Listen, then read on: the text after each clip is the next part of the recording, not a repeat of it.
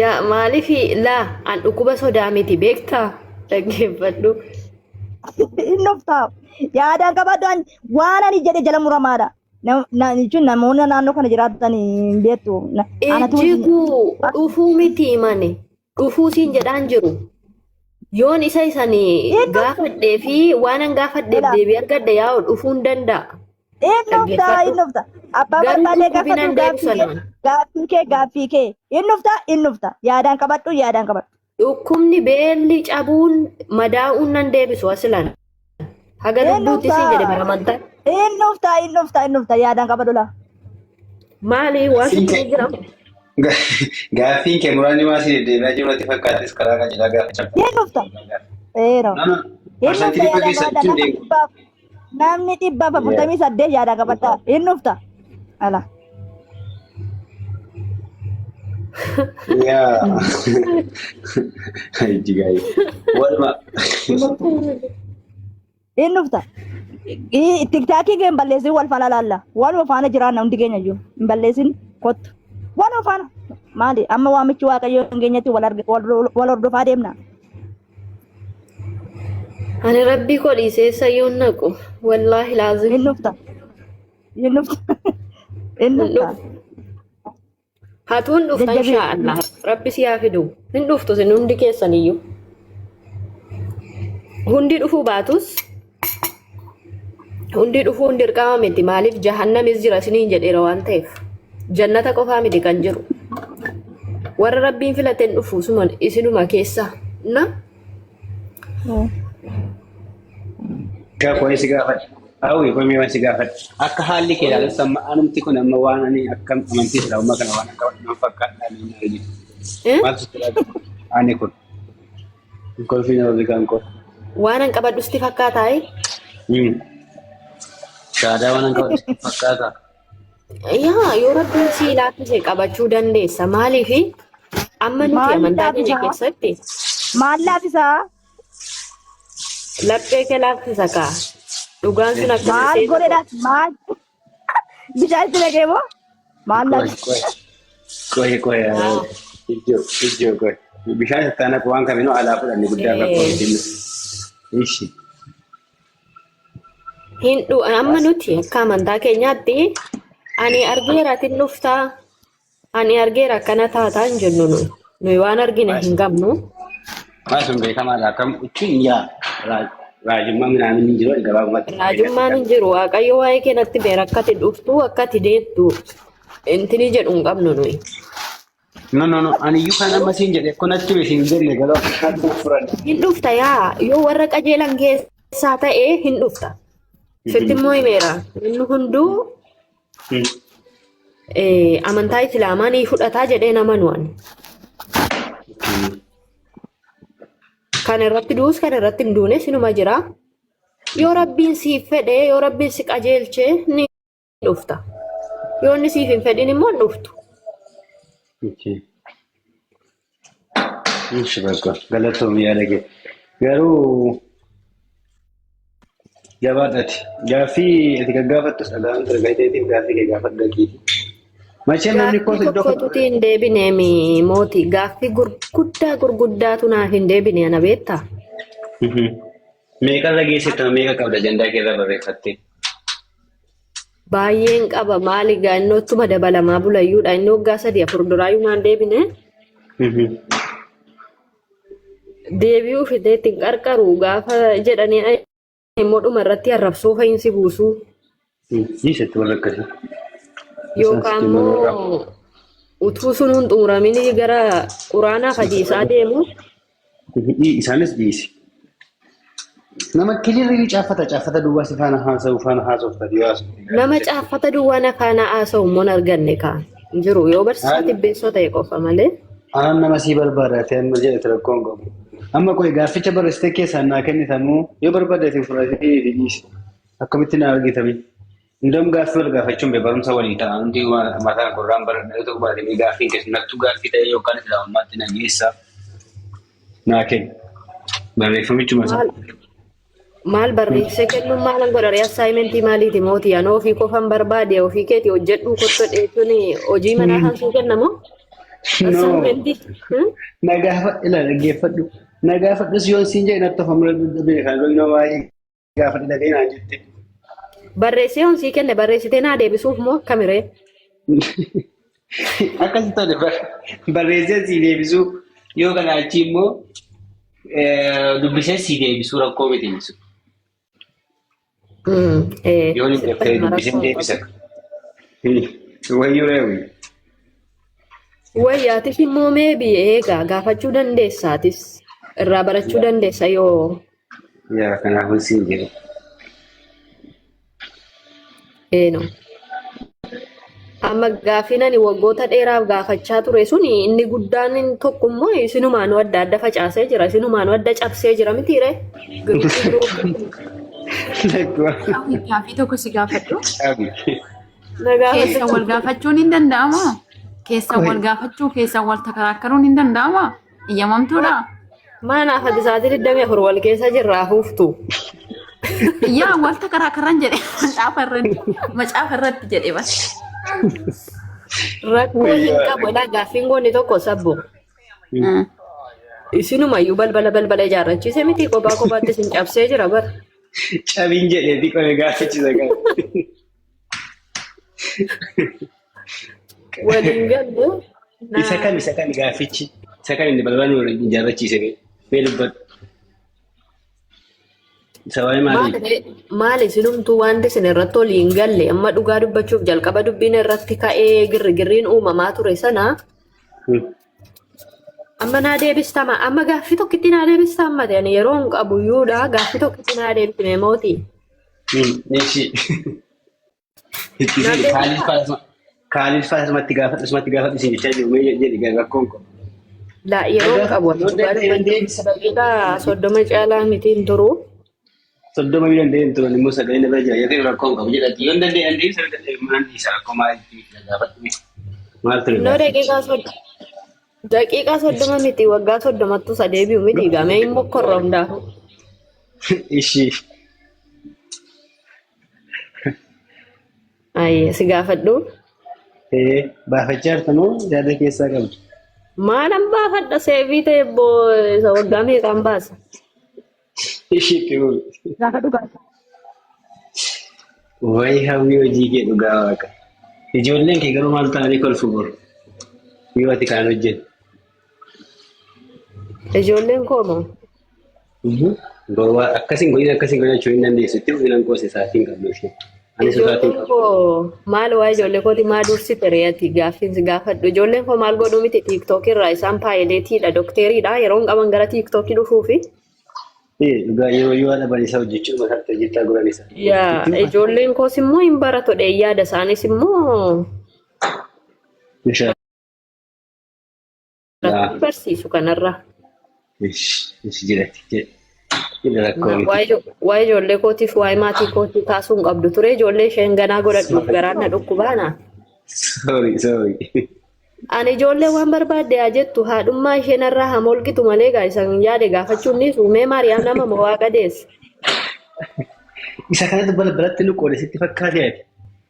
No kan biraan illee jira kunillee ajandaa ture dhiisisa waa'ee qoodamisa keessanii.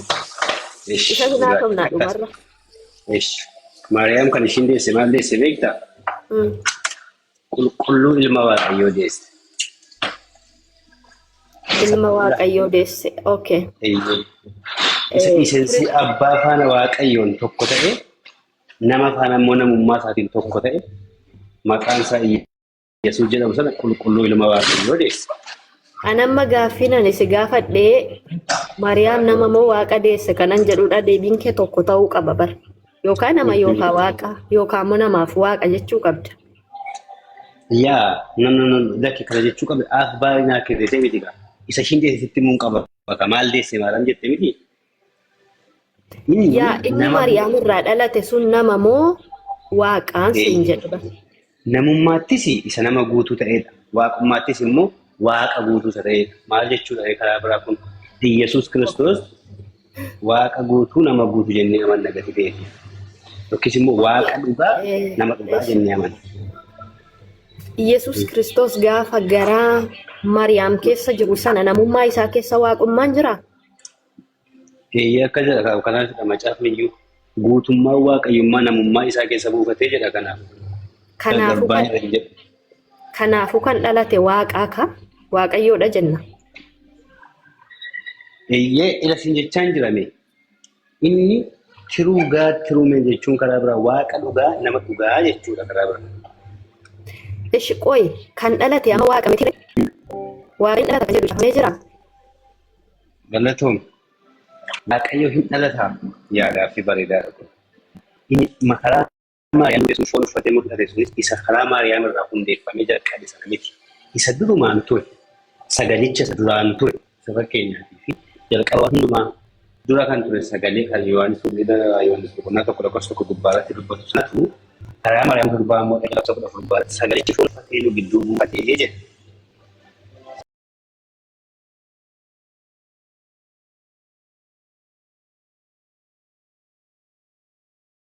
Kanas gaafa dhumooti waaqayyo hin dhalataa jedhe hin dhalata kan jedhu caafamee jira. Amma tolumaa galatti waaqayyoodha inni Mariyaam irraa dhalatee naan jetteetta.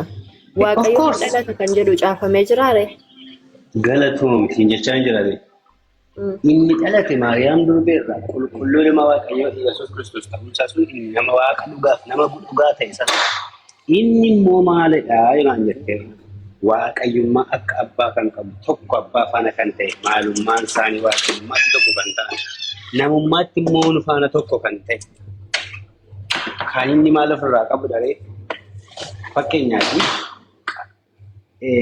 namummaatti kan qaqqabatamee nama ta'uunsaa mirkanaa'e waaqummaatti immoo waa hundumaa hojjechuun isaa kan mirkanaa'e isumaan waan hundumtiyyuu kan ta'e karaasaa waan hundumtuu kan ta'e inni maal daree nama guutuu waaqa guutuu inni karaa kamirratti karaa Maariyaam durbee foon uffatee nu gidduu buufateera.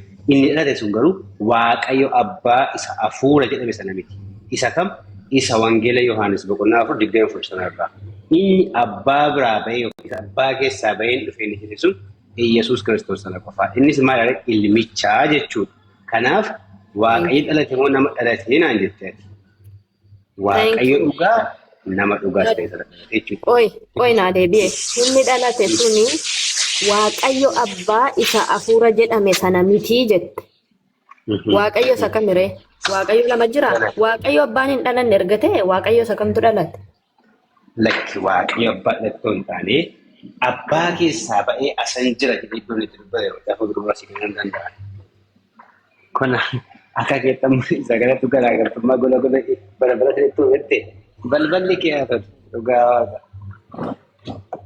Oyi mooti waaqayyo inni dhalate waaqayyo abbaa miti jedhaa jirta. Waaqayyo abbaa miti erga ta'e waaqayyo lama jiraayi waaqayyo inni dhalate kun isa kamii siin jedha. Waaqayyo tokkichatu jira wiiko. Sirriidha maarree waaqayyo. Yaa. Garuu waaqayyo tokkichatu jira. Yesuus Kiristoos dhaabbachiise. Ilaa. Inni namni argee jiraachuu hin dandeenye waaqayyo abbaadha. Inni maal jedha macaafa qulqulluun waaqayyo hafuura dhugaa hafuuraanis waaqeffamaa jedha. Wangeela Yohaanis boqonnaa 4:20 dubbisuu dandeessa. Achirratti argatta guutummaa isaa. Garuu nuyi karaa ittiin isa argine qabna. Namni isa argee jiraachuu danda'u miti karaa ilma isaa manuun ofitti nu agarsiise nuti karaa isa argine. Kanaaf waa'ee isaa hiikee kan nuti. Mootii akkas gaafadhetti maamnaaf hin deebistu dhiifama garuu amma waa'ee karaa ilma isaa mul'achuuf minaamineeshinii miti mamma kanan si gaafadhe waaqayyo tokkichatu jira jette. Waaqayyo sanatu immoo dhalatee jetta. Inni dhalate sun abbaadha innaan kan dhalate lakki abbaa miti jetta. Amma waaqayyo tokkichatu jira waaqayyoon sun waaqayyo abbaadha kan dhalate abbuma sanaa hin siin jedheeman. Waaqayyo abbaa sanaa.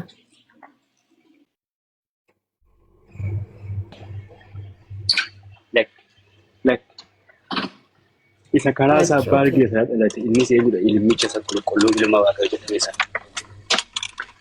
Ilmichi waaqa moo waaqa miti?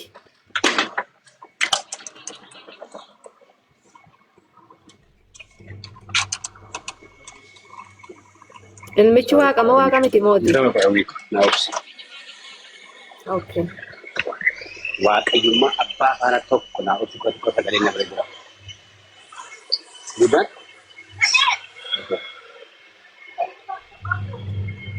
Hojii keenyaatti dhabamaa. Hawwi. Hojii irra jirtan kanarratti waan qabu bara.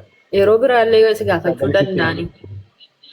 Walitti deebina iddoo sagalama seentii sitti bana jaateetii sitti hojii danda'a.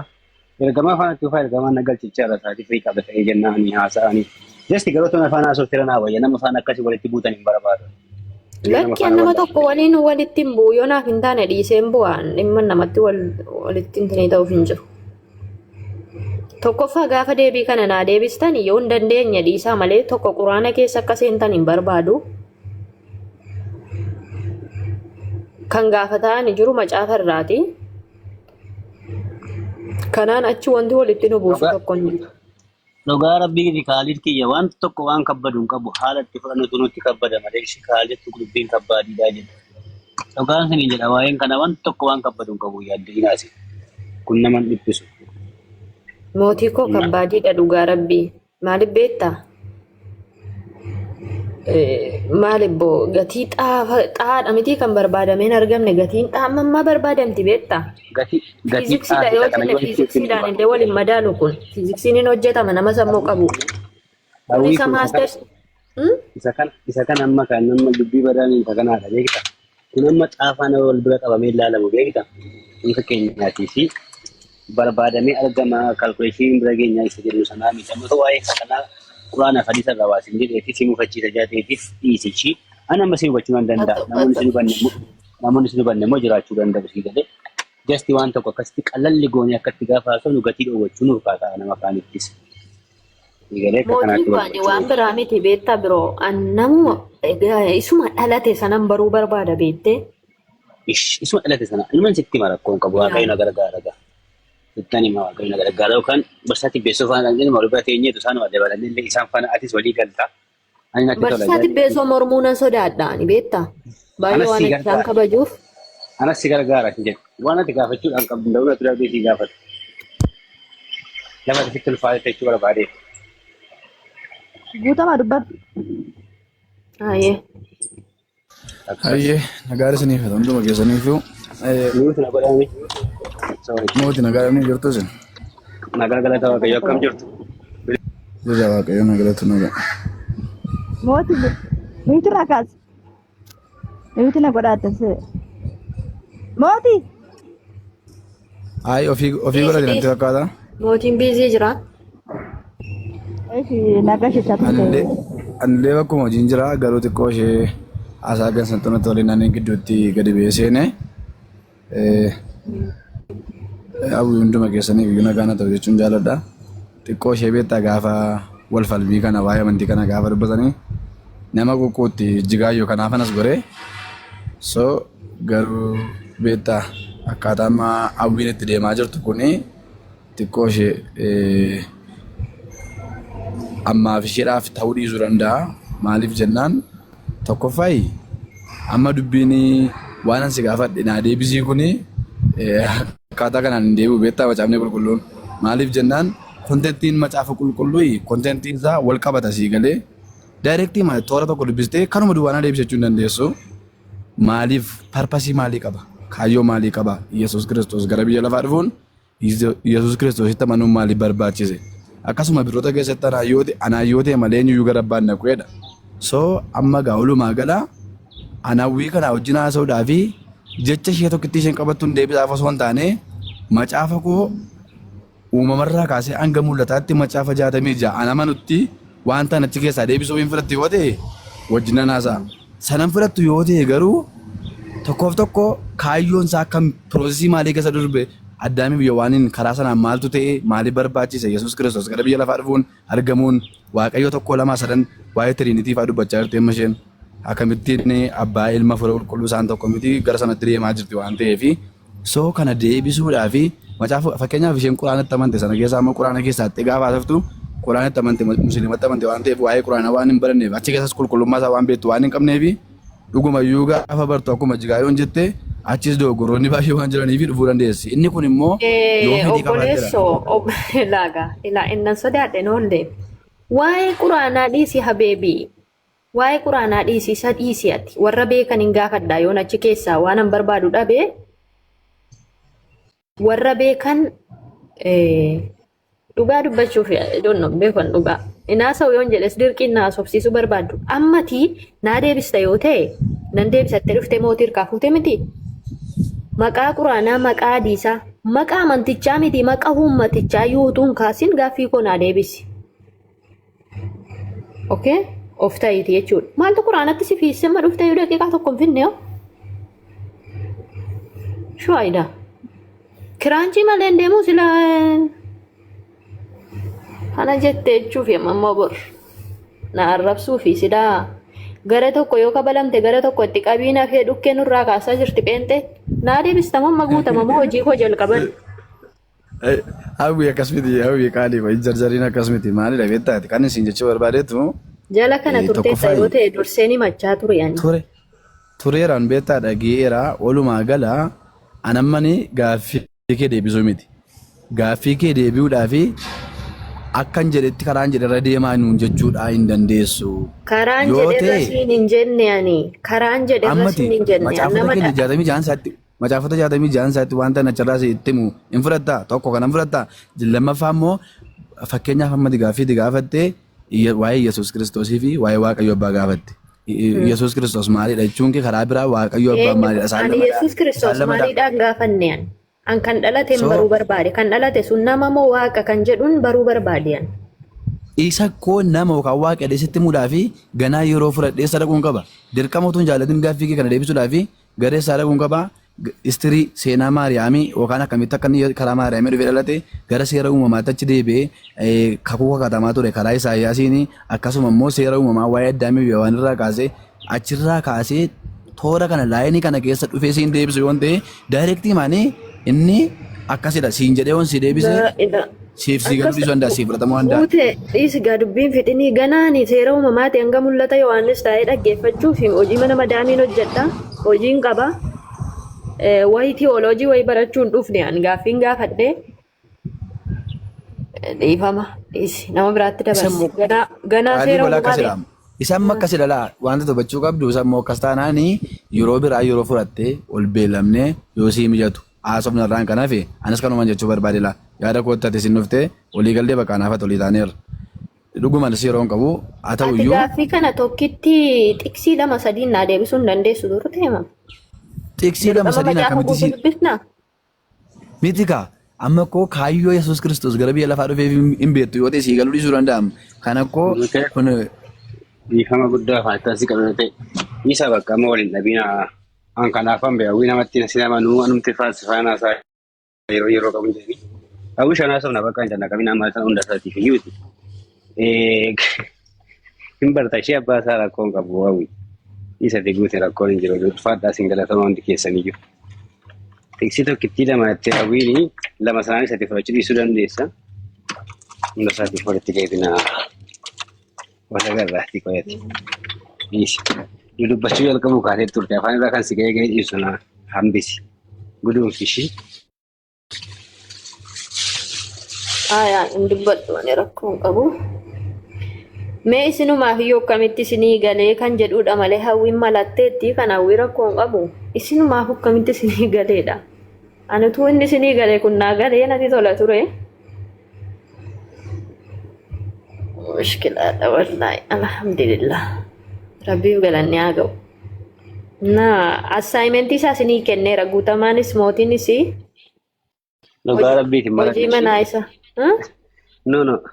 Malan inde rakkoon qabu hojii manaan barbaachisu ta'uu hin danda'amu mataa isaa fakkeenyaaf malan mijataa miti dubbaasee siin dubbisu malee. Baratuma maal jettee mooti? No hin malannee maladhina jette malee siin jedhina hin baradhu hin jenne lakki. Waan hin jenne jette naan hin jedhina. Maladheera wallaahi. Dhugaadhaan malanne waan tokko malanne akkatti malanne sittani maanuu gaaf ta'e har'a sitti naasa'u malee. Amma mee ani immoo gaaffii qaba mooti. Gaaffii macaafarraatu hin taane. Isum kana gaafate. Macaafni qulqulluunii jettan akka ati yaaddetti siif hin deebi'u. akka fedhii keetiitti miti jettu. Bakka Yesuusitti ani kana jedhee qo'i kana ficcisiisi. Siifin deebi'u jettu. Haa ta'u. Itti walii gala yaada keessanitti. Eeshi quraana keessa ergamummaa Nabii Muhammad bakka meeqatti dubbatamee jira? Bakka itti Allahan anatu si ergate jedhu bakka inni itti ani jedhe fidii maaliif jettanii akka fedhii kootiitti naaf deebi'u maaf jettu siin quraana irraa moshi. Jiraata ilaalaa akkasitti fakkeenyaatii fi Nabii Muhammad ergachuu isaaniitii fi ergamaa ta'uun isaanii quraanii dubbateeraa jette rakkoon qabu. Garuu quraanii fi macaafa qulqulluu wanti garaagara isaan godhu quraanni fakkeenyaan ibsamuu hin danda'amu mootaa feerii hin qabu jedhu ustaasota gaafachuu dandeessa kan. Inda warra yookiis immoo akka bu'etti dubbifamaa jedhu. Macaafni qulqulluun immoo macaafa fakkeenyaa mataa isaayyuu qaba.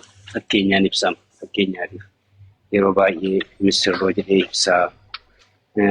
Wanta inni macaafa qulqulluu keessatti jedhu fakkeenyaaf kan inni ibsutu baay'ata. Waa'ee saba tokkoo fa'aa fudhatee, hundara tokkoo fa'aa fudhatee, waa'ee saba tokkoo kan ittiin ibsu jechuudha. Biyya fa'aa maqaa dha'ee ittiin fakkeenya barsiisa kan.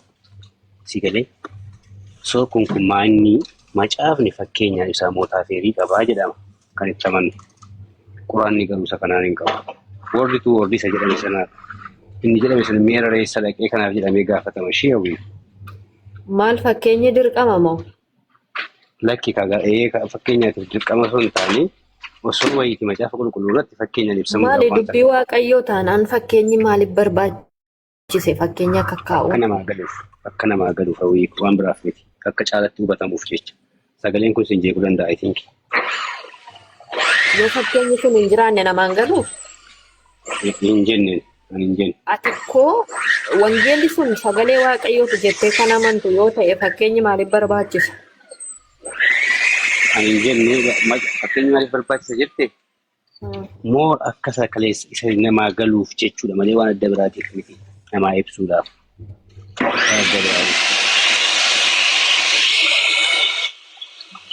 Sagalee wayiin jeeqatu jira hojiirra jirtaa? Dandeessa.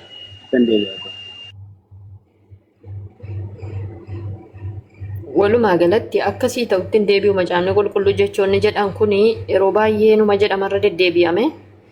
Quraanillee akka fedhii keessaniitti isiniif hin deebi'u asuma wanti baruu qabdan wanti irratti olii galuu qabnu. Kan keenya aslan deebii guutuu qaba. Innaa waa'een dhalachuu Yesuus Kiristoos kun immoo quraana irraa seenaa miti bara. Singaafadhu asii mitiitti warreen kan hin gaafadhu ammoo kun amma jechuun yaaduma kooti murtoo jechuun ofuma kooti murtoo mataa koo kanan fudhadhe kanaa booda nama akka hin gaafachuu hin barbaanne jechuun fedha manaa qaba mani baasee dhugaa dubbachuuf taanaan kitaaba isaa hedduun manaa qaba sitti agarsiisa kan engadda sitti taasiseera. Garuu ofii kooti dubbiseen arga gatii ta'eetii fi iddoon kun kanarratti maal jechuudha jedhee nama kan hin gaafadhu jedhee murteeffadheera. Waan hin gaafadhuu qabuu fi waan hin gaafachuu hin qabne waan adda baasee bareef jechuudha. Si galee soo amma naa danda'ametti garuu isa kan kooti kana yoomina gaafatetti muudhaaf nan gammadaadha baasee amman beeku amman hin beeku garuu nan gaafadha. Innaa waan akka manaan jette kana warri macaafarra keessatti barreeffamee jira akka isin attaasoftu miti jettee yoo isin gaafatte kutaa caaffataa siin kenna. Isa tamma waa'ee dhalachuu inni Maariyaam deesse maalidha Waaqayyo moo namadha jettee gaafatte sana isa macaafni jedhu sana siin kenna. Kan macaafa dubbanna gadi ta'eef kan ofii keenyaa miti. Ati garuu yaan ati barbaade lakkii namadha lakkii waaqadha kan jedhu barbaade ta'an taane macaafni sanni jedhu sana dhaga'uu barbaada dirqama.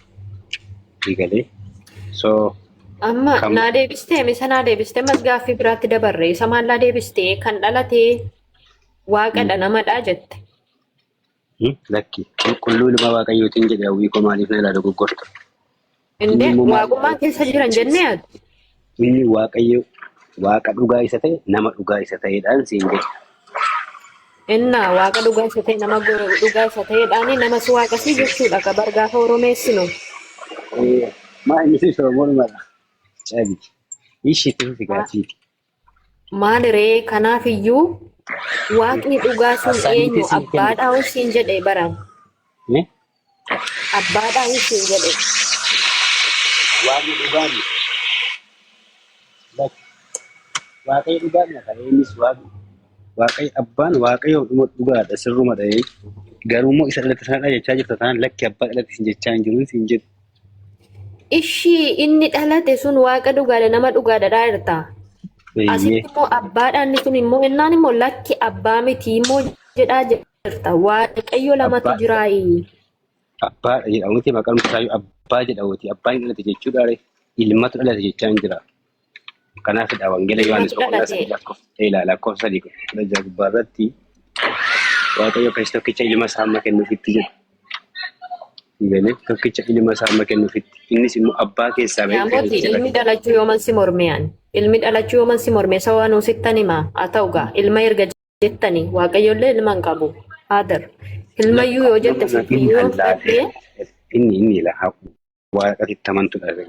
Dhiisi siif fudhadhee ilma isati jette siif fudhadhee raaman dhiisati haa ta'u sin mormu sana waa'ee ilma qabaa ilma hin qabu isa jedhamu akkuma jirutti ta'ee isatti deebina. Ilmi dhalate sun waaqa moo namaadha bara amma gaaffiin kiyya. Inni waaqa dhugaadha nama dhugaadha. Abbaa isaa faana waaqayyummaa ila fakkeenyaaf dhiiseensi akka abbaa qaba ka jechuun fakkeenyaaf ilmoon namni tokko fakkeenyaaf nama mucaan kan koo namummaatti ana faana tokko immoo garaagara nama miti akkuma ko inni illee abbaa irraa inni dhalate sun inni abbaa keessaa bahee dhalate suni dhiiseensi akka abbaa kan qabu. Kanaafidha wangeela Filiiphoos 2:6 waaqayyummaa akka abbaa osoo qabudha. Isa abbaa isaa faana wal isa qixxeessu waan qabatanii hafanitti osoo lakkaa'ee isa kana dhiisee gad of buuseedha. Nama ta'ee nu gidduu buufate inni san Iyyasuus Kiristoosidha. Isa Maariyaam irraa dhalatee jechuudha. Kanaaf inni maali dharee? Inni waaqa dhugaa nama dhugaadhallee waaqayyummaa akka abbaa faanallee tokkodha jechuudha. Garuu kanaafuu abbaatu irraa dhalatee lakki abbaa miti. Macaafnis kan nuyi hin jedhu. Ani akka kanatti hin beeka. Hawwii qollamni biraa immoo akka biraatti ibsa yoo ta'e abbicha gaafachuu dandeessa malee ana akkatti naa gale. Akkasitti sii galee amma akkatti naa galee anaafis waaqi lama akka jiru naa galee sii galee. Kan dhalate suni waaqa guutuu nama guutuu ta'uu natti himaa jirtaa. Waaqayyo abbaadha innaan immoo waaqayyo abbaa miti jedhaa jirtaa. Noon ammaa firee mootii. Inni suni oomisha dhaggeeffadhu. Ishee erga abbaan hin dhalanne ta'e waaqummaan namummaa Kiristoos keessa jiru sun waaqa isa kami? Galatoon waaqa isa kamii jedhu. Wangeela Yohaannis boqonnaa 6:46 gubbaarratti wangeela Yohaannis boqonnaa 1:8 gubbaarratti waa'ee abbichaa kan hin seene barsiisa ilmicha ta'uu ilmichi abbicha bukkee tiriisaa abbicha keessaa bahee dhufiisaa kutaan barsiisa kan siin jedha. Isa kana keessatti immoo abbichi inni kun isa Maariyaam durba dhalate kana ta'uu hin taane ilmichi durumaan kan sagaleedhaan abbaa bira ture abbaa keessaa bahee immoo kan ture foon uffatee nama ta'ee gidduu buufate. Ibsa kana walitti waan agartanitti akka siibsee siifatti hin beeku. Fileerii garaagaraa gama ittiin tola hawwiidha. Dhugaa jechuun natti tola. Kanama waan kana sitti haala ta'e na gaafattuu miti jee kana wanticha. Mootii dhiisse hojiirra jirta natti fakkaata. Yaa sirra bashaan jira soorii garuu. Atis hojiirra jirti. Yaa walitti deebina bakka amma hundaafii wantichi hundaafuu irratti qo'adhaa kiristaanonni hundi wanta kana siif deebisuu biyyaan warri jetta sirriitti qo'adhaa dhugaa rabbi. Sama dhugaa. Wallaahi dhugaan sitti mammooti. Mataan na dhukkubee naan. Maaliif mataan na dhukkubee beektaa? Modereetara malee sirraa darbachuu hojii keenya dhugaa yeessu. Ishii maaf si dhukkubee mataan natti mataan na dhukkubee maaliif? Ini natti hima bishaan natti hima. Sagaleen keenya jiru. Akkaataa wanti isaa namaaf hin galu beektaa yaani. Akkasidhaan rakkina kan dhalate abbaa miti ishi kan dhalate immoo waaqa guutuu nama guutuu namummaan waaqummaan namummaa Yesuus keessa jiru sun abbaadhuma abbaadha. Kanaaf abbaan hin dhalataare lakki abbaan hin dhalatu akkam amma kun. Akka gootu. Mataa nama dhukkubsa dhugaa rabbi. Kota maka gootu. Waan beekte keessa galee. Waan beekte keessa galee. Yeroo biraan haasofnaa Walumaa galatti fooloo baakina deebisi bakka hojiin jira beektaa isinitti agarsiisuu ni danda'a bakka hojiin jira kanaaf ani miti qabadde gabbeen ol deebi'eessan iyyuu sila yeroo naasee soosi hojii naasuu nan barbaada mootiin kee immoo piraayiveetii jala jira akkaawuntiin kee fooloo si godhinaan ofirra darbate soo piraayiveetii jala deemi kaase deemi piraayiveetii jala dura kaase akka disi gaafa dumna beekan achi fooloo na godhe.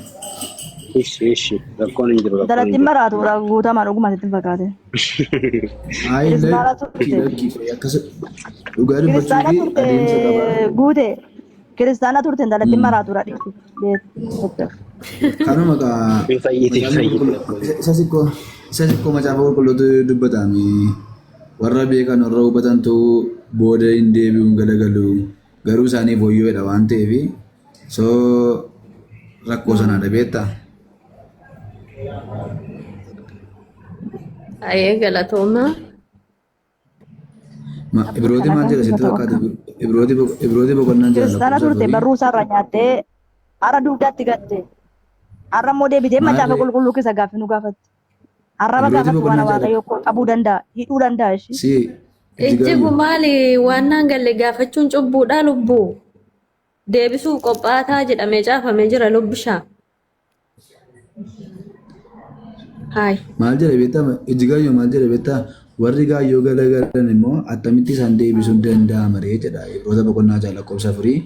So al tokko beektaa namoota waa beeku jedhamutu al tokko beekumsa fakkaatee wanti nama goyoomsu wanti gara namaa dhufu baay'ee jira.